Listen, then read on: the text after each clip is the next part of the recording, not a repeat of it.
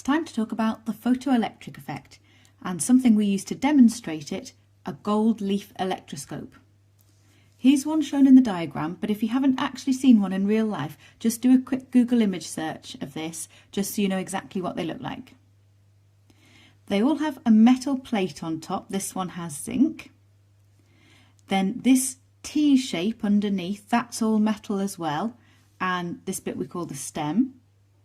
And then attached to the stem is a little piece of metal foil, and it is gold, so it's a little piece of gold foil there.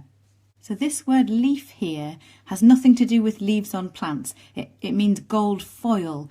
It's an older way of saying it. We still say leaves of paper. That's the same meaning. Something very, very thin.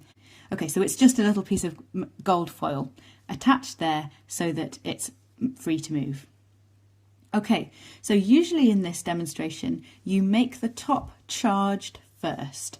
And here we have taken a wire, attached it to the negative side of a power pack, and then touched it on the top, and that has pushed additional electrons onto that zinc plate. Some of them have come out, gone down the stem, down the gold leaf. So all of these bits of metal here, they've all ended up with extra electrons.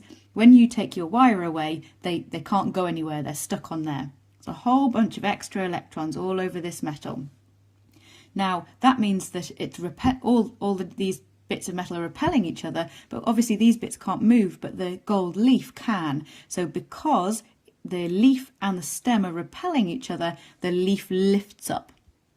Now, why do it like this? Because what this shows, when you see that leaf lift up, you know that all of these bits of metal have the same charge. You can't obviously see, when you do this in real life, there aren't little minus signs everywhere telling you there are extra electrons. What you see is this leaf lift up, and that tells you that the whole thing has the same charge. Okay, but what's this got to do with the photoelectric effect? The photoelectric effect is when you shine light onto a metal, and this causes electrons to escape from the surface of the metal. Now, if that happens here, this apparatus will discharge, and then the gold leaf will move back down again.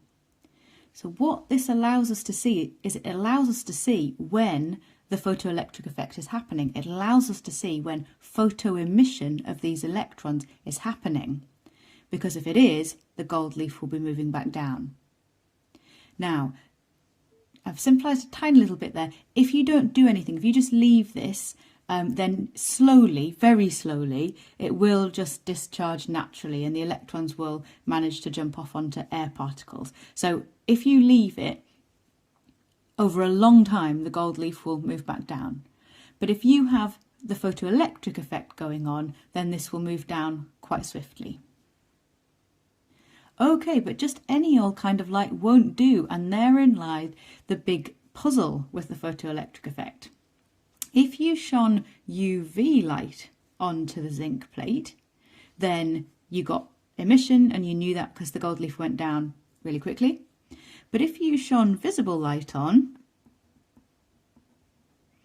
you didn't get that. So UV light shines on, electron escapes. Visible light shines on, electron doesn't escape. Now you might think, okay, well that's fine. That's because UV light has more energy, and that's why it allows electrons to escape. But if it was just about getting more energy, then we could just use a brighter light, or we could just shine the light for longer, and then when the electrons got enough energy, they'd escape. And that doesn't happen. It doesn't matter how bright a visible light you use or how long you wait for. The electrons can't escape if you've used visible light.